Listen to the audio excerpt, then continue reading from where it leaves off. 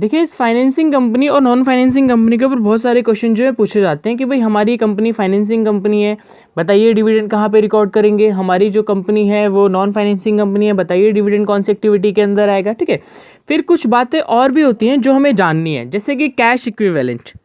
ठीक है, cash and cash equivalent. सबसे पहले तो देखिए कैश एंड कैश इक्विवेलेंट का मतलब क्या होता है। इक्विवेलेंट, इक्विवेलेंट, इक्विवेलेंट का मतलब होता है जो कैश के इक्वल है। ठीक है, अब कैश के इक्वल क्या क्या मानते हैं हम लोग इसमें क्या क्या कहते हैं, कई मार्केट सिक्योरिटी जो होती है वो हमारी कैश के इक्विवेलेंट होती है।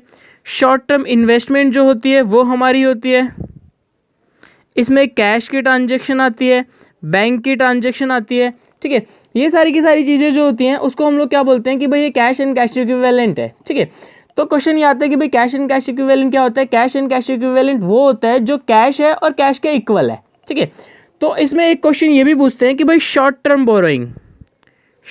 टर्म बोरोइंग जिसमें खासकर नाम जो होता है वो बोला जाता है कि भाई बैंक ओवरड्राफ्ट।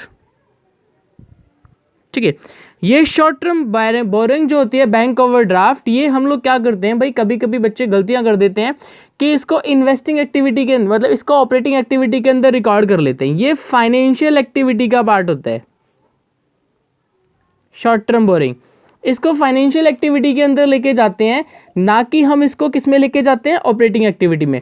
अब ये बैंक ओवरड्राफ्ट को हम लोग आम भाषा में बोलते हैं कि भाई हमारा जो बैंक बैलेंस है वो नेगेटिव पहुंच गया है। ठीक है, और ये करंट अकाउंट होल्डरों को इसकी फैसिलिटीज दी जाती हैं। ठीक है, फिर इसमें क्वेश्चन आता है कि भाई इंटरेस्ट ऑन डिवेंचर है तो कहाँ पे रिकॉर्ड करेंगे, इंटरेस्ट ऑन ड्राइंग है वो कहाँ पर रिकॉर्ड करेंगे। तो देखिए अब हमें क्या करना है, हमें सिर्फ ये सोचना है कि भाई कैश का इनफ्लो है कि आउटफ्लो है। ठीक है, तो अगर हमारे दिमाग में ये आ गया कि भाई ये इनफ्लो है कि आउटफ्लो है तो हम बता पाएंगे कि हाँ भाई ये कहाँ पर रिकॉर्ड किया जाएगा। अब देखिए जैसे मैंने कहा भाई परचेज किया मैंने एसेट, है ना। अब एसेट मैंने परचेज किया, अब ये इनफ्लो है कि आउटफ्लो है। अब भाई मैंने परचेज किया है तो पैसा आएगा कि जाएगा, है ना। तो जब पैसा जाएगा तो उस कंडीशन में क्या होगा कि असेट है, असेट मतलब इन्वेस्ट कर रहा हूं मैं पैसे को, तो ये इन्वेस्टिंग एक्टिविटी के अंदर आएगा। बात समझ में आ रही है। अगर मैं कह रहा हूं कि भाई मैंने डिवेंचर को इंटरेस्ट दिया है, अब डिवेंचर होल्डरों को मैंने इंटरेस्ट दिया है, तो वो फाइनेंसिंग एक्टिविटी का पार्ट है। बात समझ में आ रही है।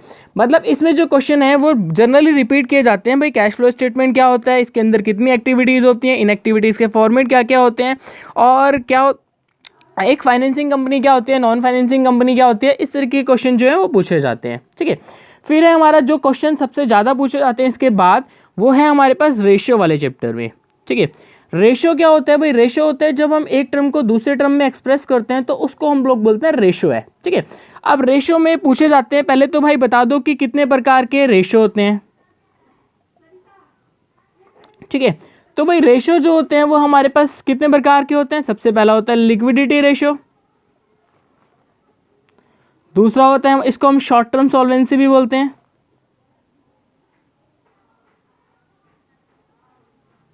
ठीक है, इसके अंडर में दो रेशियो आते हैं, करंट रेशियो आता है और एक आता है क्विक रेशियो।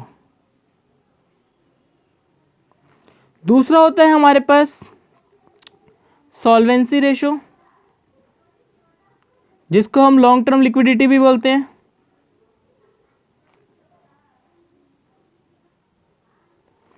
इसके अंडर में आते हैं डेब्ट इक्विटी रेशियो,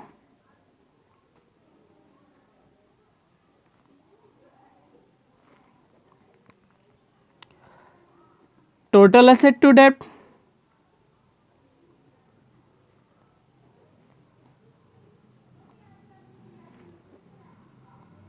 प्रोप्राइटरी रेशियो,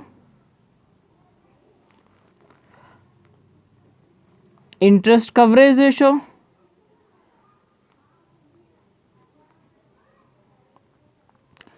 तीसरा जो रेशियो होता है वो होता है एक्टिविटी रेशियो। इसको हम लोग परफॉर्मेंस रेशियो भी बोलते हैं।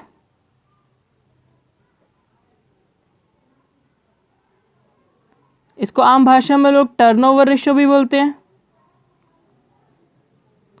और एफिशिएंसी रेशियो भी इसी को ही बोला जाता है। ठीक है, इसके अंदर आता है एसटीआर, जिसे हम अब आईटीआर बोलते हैं, यानी कि इन्वेंट्री टर्नओवर रेशियो, डीटीआर जिसे हम लोग अब बोलते हैं ट्रेड रिसीवेबल रेशो। एक होता है हमारे पास CTR, जिसे हम क्रेडिटर टर्नओवर रेशो यानी कि ट्रेड पेबल्स रेशो बोलते हैं, और वर्किंग कैपिटल टर्नओवर रेशो। ये रेशो इनके पार्ट होते हैं, ठीक है। फिर एक हमारे पास जो चौथा होता है वो होता है प्रॉफिटेबिलिटी रेशो। इसके अंदर आते हैं हमारे पास GP ratio, gross profit ratio, NP यानी कि नेट प्रॉफिट रेशो, OPR यानी कि operating profit ratio, operating ratio, और ROI सबसे इंपॉर्टेंट, इंटरेस्ट ऑन इन्वेस्टमेंट, ठीक है। अब देखिए ये तो हमारे पास 4 रेशो हैं। अब इन रेशो में क्वेश्चन क्या क्या पूछे जाते हैं। पहला क्वेश्चन तो ये होता है कि भाई बताओ कि कितने तरह के रेशो हैं। तो हम कहेंगे भाई लिक्विडिटी रेशो है, सॉल्वेंसी रेशो है, एक्टिविटी रेशो है और प्रॉफिटेबिलिटी रेशो है, ठीक है। फिर हमसे पार्टिकुलर क्वेश्चन पूछा जाता है कि भाई पहले तो मैं तुमको बता दूं कि लिक्विडिटी रेशो क्या होता है। लिक्विडिटी रेशो वो होता है जो हमारी कंपनी की लिक्विडिटी के बारे में बताता है कि भाई कंपनी अपनी करंट लायबिलिटीज़ को पे कर सकती है या नहीं पे कर सकती है, ठीक है। अगर वो विद इन 1 ईयर में पे करने लायक है तो उनसे बोलेंगे कि भाई क्या ये करंट रेशो है। अगर अभी के अभी पे कर सकते हैं तो बोलेंगे क्विक रेशो है, ठीक है। करंट रेशो हमारा वो रेशो होता है जो बताता है कि क्या हम करंट लायबिलिटी अपनी ऑपरेटिंग साइकिल या फिर 1 साल के अंदर पे कर सकते हैं या नहीं पे कर सकते हैं। क्विक रेशो बताता है कि अगर मान लीजिए हमारा स्टॉक बिके ही ना, ठीक है, तो क्या तब भी हम ऐसी सिचुएशन में अपनी लायबिलिटी को पे कर पाएंगे, ठीक है। तो यही कारण होता है कि जब हम इसको कैलकुलेट करते हैं तो इसके अंदर इन्वेंट्री को इंक्लूड नहीं करते हैं और प्रीपेड को इंक्लूड नहीं करते हैं, ठीक है, क्योंकि हम आज के आज सारा का सारा स्टॉक नहीं बेच सकते और ये जंक्शन लेके चलने कि अगर स्टॉक बिके ही ना तो क्या हम पे कर पाएंगे, ठीक है। इसमें एक क्वेश्चन ये भी पूछा जाता है कि भाई इसका आइडियल रेशो क्या होता है। इसका आइडियल रेशो 2:1 होता है और इसका जो आइडियल रेशो होता है वो 1:1 होता है, ठीक है। फिर होता है हमारे पास देखो लिक्विडिटी रेशो, करंट रेशो हमारा वो रेशो होता है, इसका फॉर्मूला होता है करंट एसेट अपॉन में करंट लायबिलिटी। क्विक रेशो होता है हमारा क्विक एसेट अपॉन में करंट लायबिलिटी। अब देखिए क्विक एसेट को हम लोग एसिड टेस्ट रेशो भी बोलते हैं और लिक्विडिटी रेशो भी बोलते हैं। इसको हम लोग क्या बोलते हैं, एसिड टेस्ट रेशो या फिर लिक्विडिटी रेशो,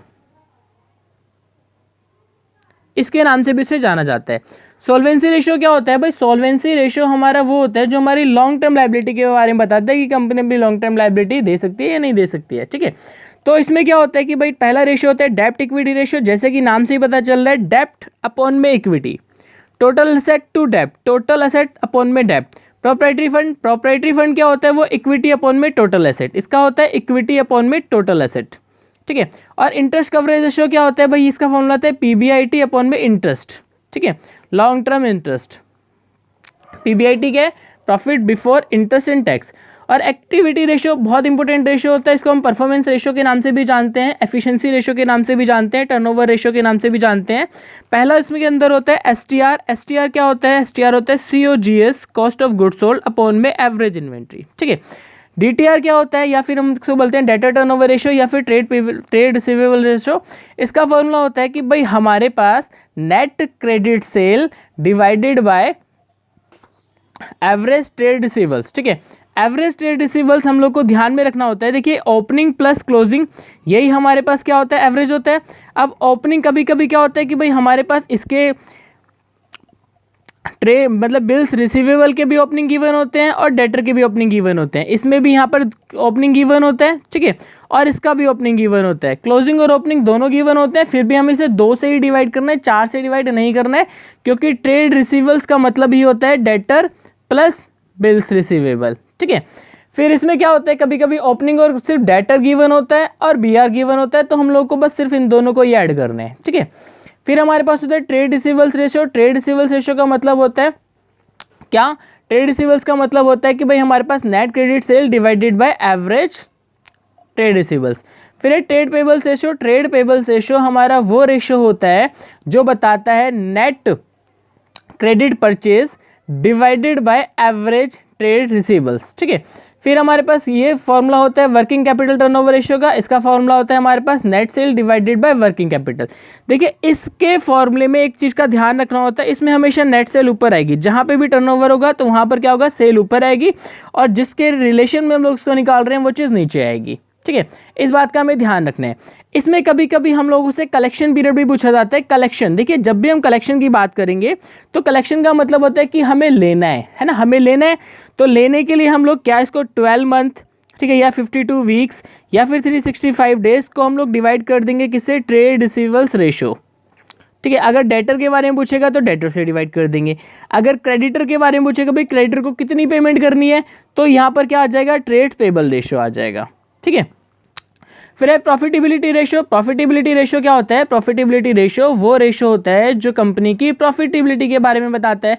अब सबसे पहला रेशो होता है gross profit ratio. Gross profit का फॉर्मूला, अब इसमें क्या होगा, इसमें हमेशा नेट सेल नीचे आएगी, इसमें नेट सेल ऊपर आती है, इसमें नेट सेल नीचे आएगी। ग्रॉस प्रॉफिट रेशो का फॉर्मूला ग्रॉस प्रॉफिट अपॉन में नेट सेल, नेट प्रॉफिट का रेशो नेट प्रॉफिट अपॉन में नेट सेल। ठीक है, ऑपरेटिंग प्रॉफिट रेशो का फॉर्मूला ऑपरेटिंग प्रॉफिट अपॉन में नेट सेल। ठीक है, इनमें क्या आएगा, तीनों के तीनों में नेट सेल नीचे आएगी और ये ऊपर आ जाएंगे। अब ये ऑपरेटिंग प्रॉफिट क्या होता है, ऑपरेटिंग प्रॉफिट में भी सेल नीचे आएगी, लेकिन ऊपर क्या आएगा, ऊपर आएगा टोटल कॉस्ट। अब टोटल कॉस्ट डायरेक्ट कॉस्ट हो गई COGS और ऑपरेटिंग कॉस्ट। ठीक है, और ROI का फॉर्मूला क्या होता है, ROI का फॉर्मूला होता है profit before interest and tax divided by capital employed. ठीक है, अब सिंपल क्वेश्चन यहाँ पर क्या पूछे जा सकते हैं, अब सिंपल क्वेश्चन यहाँ पे पूछे जाएंगे भाई कैपिटल एम्प्लॉयड कैसे निकालते हैं। अब कैपिटल एम्प्लॉयड का मतलब कि कितनी कैपिटल इसमें लगी हुई है, तो कैपिटल इसमें दो ही लगेंगी भाई, एक तो हमारे पैसा जो लगा हुआ है और एक हमने उधार लेके लगा रखा है। ठीक है, हमारा पैसा मतलब या तो इक्विटी लगी होगी या फिर क्या लगा होगा, प्रेफरेंस शेयर लगे होंगे। ठीक है, हम लोग इक्विटी को अपना पैसा क्यों बोलते हैं, क्योंकि ये इसमें रिस्क बहुत कम होता है। और दूसरा क्या होता है, डिवेंचर लगे होंगे या फिर हमने लोन लेके लगा रखा होगा। तो इसका फॉर्मूला क्या बना, मतलब कि शेयर होल्डर फंड प्लस में लॉन्ग टर्म लायबिलिटी। अगर हम असेट के अप्रोच की बात करें, असेट अप्रोच में इसका फॉर्मूला क्या बन जाएगा भाई, टोटल असेट में से करंट लायबिलिटीज को माइनस कर दो या फिर फिक्स असेट में जोड़ लो क्या, वर्किंग कैपिटल। बात समझ में आ रही है। तो ये दो चैप्टर जो है बहुत इंपॉर्टेंट है, जहां से रेशो के क्वेश्चन लगातार पूछे जा रहे हैं और वाइवा के क्वेश्चन लगातार पूछे जा रहे हैं।